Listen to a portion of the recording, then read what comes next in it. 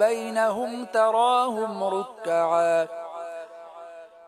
تراهم ركعا سجدا يبتغون فضلا من الله ورضوانا سيماهم في وجوههم من أثر السجود ذلك مثلهم في التوراة ومثلهم في الإنجيل كزرع أخرج شطأه فآزره فاستغلظ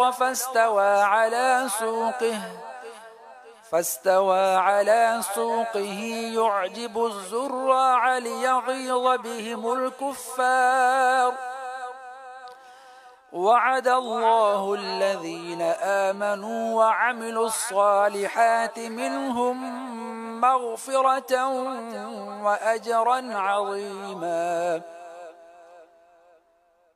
ترجمہ ارشاد فرمایا محمد اللہ کے رسول ہیں اور ان کے ساتھ والے کافروں پر سخت آپس میں نرم دل ہیں تو انہیں رکوع کرتے ہوئے سجدے کرتے ہوئے دیکھے گا.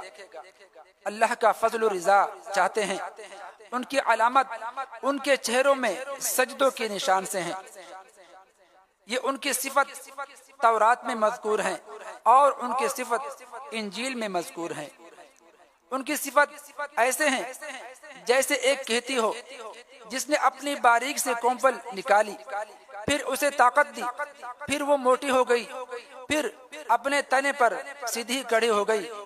کسانوں کو اچھی لگتی ہے. اللہ تعالیٰ نے مسلمانوں کی یہ شان اس لیے بڑھائی تاکہ ان سے کافروں کی دل جلائیں.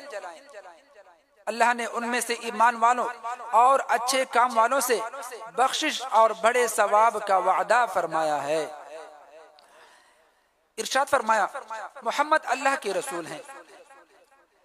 محمد مصطفیٰ صلی اللہ تعالی علیہ وسلم اللہ تعالیٰ کے رسول ہیں.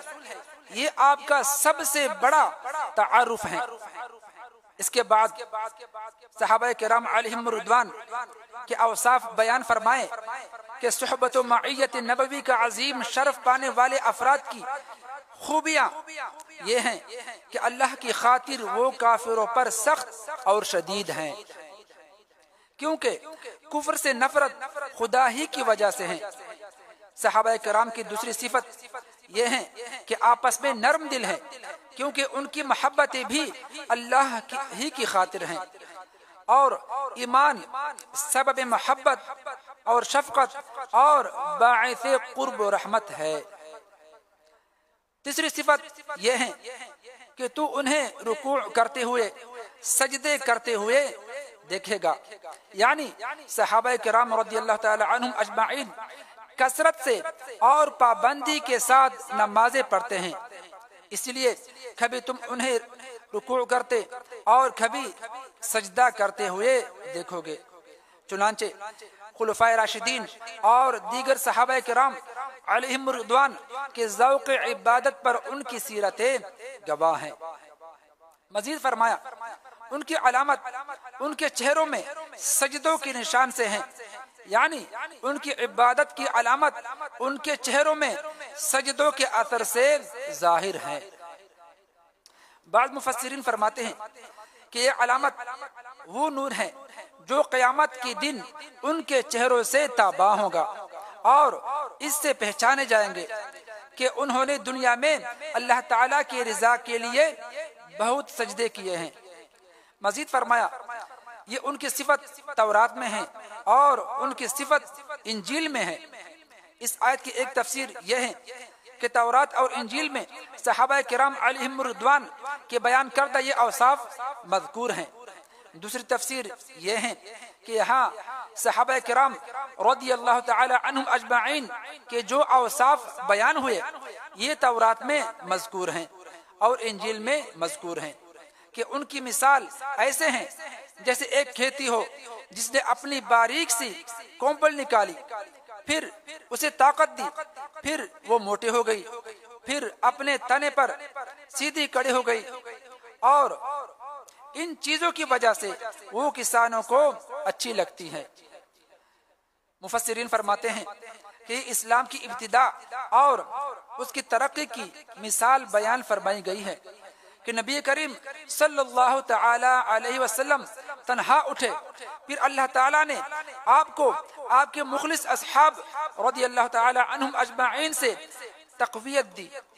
ایک قول یہ ہے کہ کہتی سے مراد حضور اقدس صلی اللہ تعالی علیہ وآلہ وسلم ہے، اور اس کی شاخوں سے مراد صحابہ کرام اور ان کے علاوہ دیگر مؤمنین ہے۔ مزید فرمایا تاکہ ان سے کافروں کے دل جلیں، یعنی صحابہ کرام رضی اللہ عنہم کو کہتی سے تشبیہ اس لیے دی گئی ہے تاکہ ان سے کافروں کے دل جلیں۔ مزید آیت کے آخر میں صحابہ کرام رضی اللہ تعالی عنہم کو مغفرت اور اجر عظیم کی بشارت دی گئی ہیں۔ اہم باتیں: نمبر 1، صحابہ کرام رضی اللہ تعالی عنہم سے جلنا کافروں کا طریقہ ہے۔ نمبر 2، تمام صحابہ کرام رضی اللہ تعالی عنہم سے مغفرت اور اجر عظیم کا وعدہ ہے۔ درس: صحابہ کرام رضی اللہ تعالی عنہم کی سیرت میں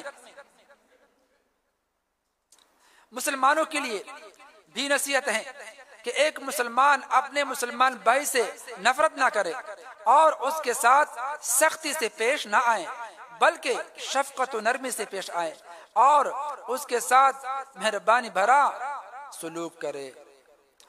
صدق اللہ العظیم۔